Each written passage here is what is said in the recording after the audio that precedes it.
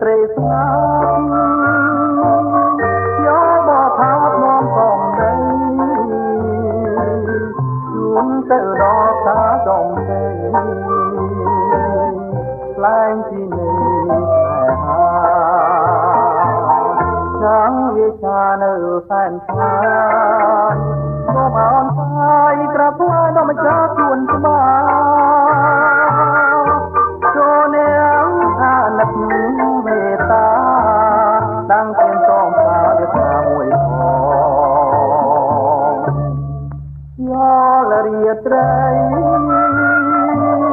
សូមក្រដីប្រាប់មួយល្អថាមានតែតាមួយដងដែលខ្ញុំបង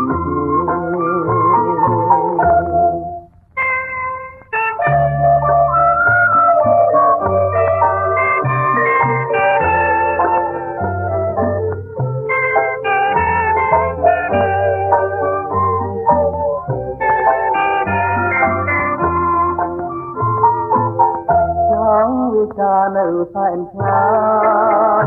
សូមអោនកាយក្រាបថ្វាយដល់ម្ចាស់ទួនច្បាចូលនាងអាណិតមេត្តាដាំងជាសូមផ្សាវាមួយផងយករាត្រីសូមក្រដីប្រាប់នួនល្អថាមានតែតាមួយដងដែលខ្ញុំបងជាទីដែលខ្ញុំបង